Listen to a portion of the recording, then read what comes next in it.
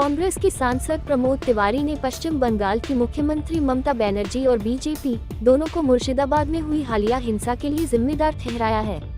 उन्होंने कहा कि परिवारों का पलायन रुकना चाहिए। वक्फ अधिनियम पर विरोध प्रदर्शन के दौरान ये झड़पें हुई हैं। इन झड़पों में 3 लोगों की जान चली गई और कई परिवार अपने घर छोड़ने को मजबूर हो गए।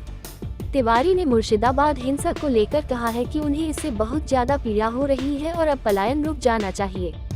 कांग्रेस सांसद ने कहा, मुर्शिदाबाद में जो हुआ उससे मुझे दुख है।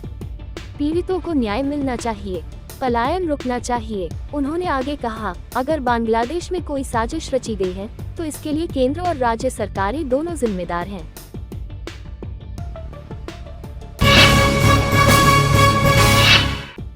पश्चिम बंगाल के राज्यपाल सीवी आनंद बोस शुक्रवार को मालदा पहुंचे।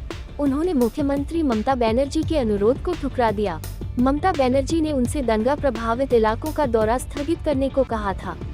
दरअसल राज्यपाल हाल ही में मुर्शिदाबाद जिले में हुई सांप्रदायिक हिंसा के पीड़ितों से मिलने की योजना बना रहे थे।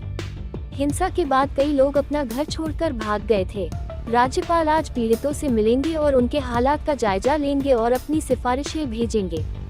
इस बीच राष्ट्रीय मानवाधिकार आयोग ने भी मालदा जिले में एक टीम भेजी है। ये टीम मुर्शिदाबाद में हिंसा के बाद वहां से भागकर आए लोगों से मिलेगी और जांच करेगी।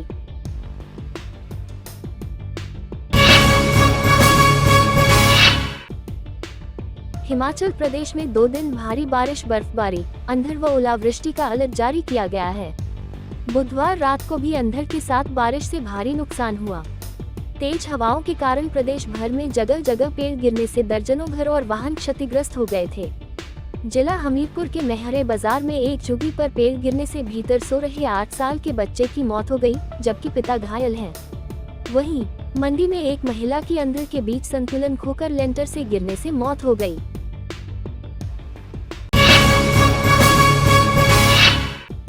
भारत ने बंगाल हिंसा पर बयानबाजी कर रहे बांग्लादेश से कहा है कि वह भारत के मसलों में दखल देने की बजाय अपने यहाँ अल्पसंख्यकों की रक्षा पर फोकस करे।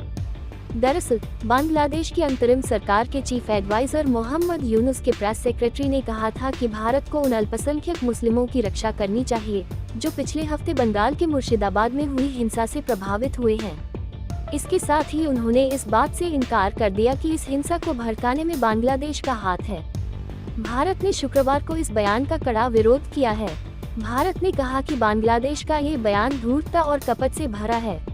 वह अपने यहाँ अल्पसंख्यकों के नरसंहार से ध्यान भटका। पैट कमिंस के आईपीएल छोड़ने की खबरों ने सोशल मीडिया पर हलचल मचा दी, जब उनकी पत्नी बेकी कमिंस ने इंस्टाग्राम पर लिखा, good bye India, we loved visiting this beautiful country. इस पोस्ट को देखकर कई फैंस ने अंदाजा लगाया कि कमिंस अब आईपीएल नहीं खेलेंगे, लेकिन हकीकत ये है कि बेकी कमिंस निजी कारणों से ऑस्ट्रेलिया लौट रही हैं, जबकि पैट कमिंस अभी भी सनराइजर्स हैदराबाद के साथ हैं। हालांकि एसआरएच के खराब प्रदर्शन और पैट कमिंस की कप्तानी को लेकर सवाल उठ रहे हैं। टीम ने अब तक 7 में से 5 मैच हारे हैं और कमिंस खुद भी अब तक अपने 18 करोड़ के प्राइस टैग के मुताबिक परफॉर्म नहीं कर पाए हैं।